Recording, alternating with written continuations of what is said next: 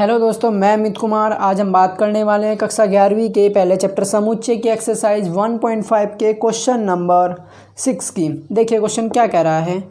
मान लीजिए कि समतल में स्थित सभी त्रिभुजों का समुच्चय सार्वत्रिक समुच्चय U है। U जो है हमारा क्या है, यानी सार्वत्रिक समुच्चय जो है हमारा समतल में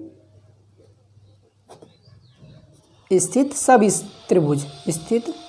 सभी त्रिभुजों का समुच्चय, ये हमें दिया है उसने, त्रिभुजों का समुच्चय है। ठीक है दोस्तों,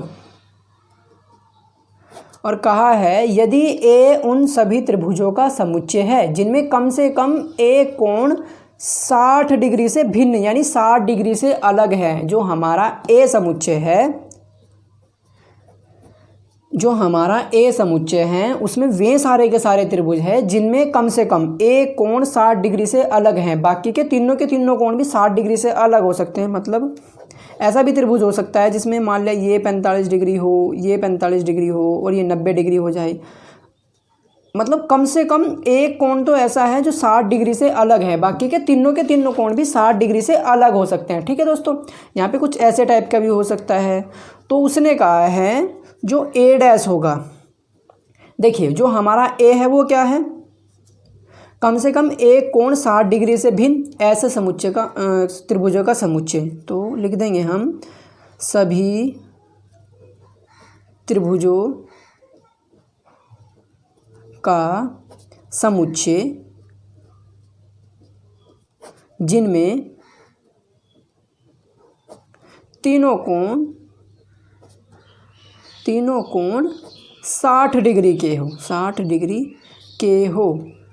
क्योंकि दोस्तों देखिए जो हमारा A है उसमें सारे के सारे ऐसे त्रिभुज हैं जिनमें कम से कम एक कोण तो 60 डिग्री से अलग हैं। बाकी के तीनों भी 60 डिग्री से अलग हो सकते हैं, लेकिन कम से कम एक तो है। तो हमने कहा कि उनको छोड़ो सारे के सारे त्रिभुजों को। जो बचे त्रिभुज वे बचेंगे जिनमें तीनों कोण 60 डिग्री के होंगे, वही तो त्रिभुज बचेंगे जिनमें सभी कोण 60 डिग्री के होंगे। यानी एक और बात भी हम कह सकते हैं, और एक बात और देखिए, जिनके तीनों कोण 60 डिग्री के हैं वो हमारे समबाहु त्रिभुज होते हैं। ये भी 60 डिग्री का हो, ये भी 60 डिग्री का हो और ये भी 60 डिग्री का हो। क्योंकि जो A डैश है हमारा वही तो बचेगा, सभी त्रिभुजों का समुच्चय जिनमें तीनों कोण 60 डिग्री के हो, ये है। और जो कोण ऐसे होंगे ना जिसमें तीनों कोण 60 डिग्री के होते हैं उनकी तीनों भुजाएं बराबर होती है, इसलिए उसको हम समबाहु त्रिभुज भी कह सकते हैं। तो A डैश को बोल लेंगे हम सभी समबाहु त्रिभुजों का समुच्चय, सभी समबाहु त्रिभुज का समुच्चय। इसका ये भी आंसर हो सकता है फिर सभी त्रिभुजों का समुच्चय जिनमें तीनों कोण 60 डिग्री के हो। ठीक है दोस्तों, अगर आपको यहाँ पे कुछ भी डाउट हो, कुछ भी समझ में ना आया हो तो आप कमेंट करके ज़रूर बताइएगा। Thank you.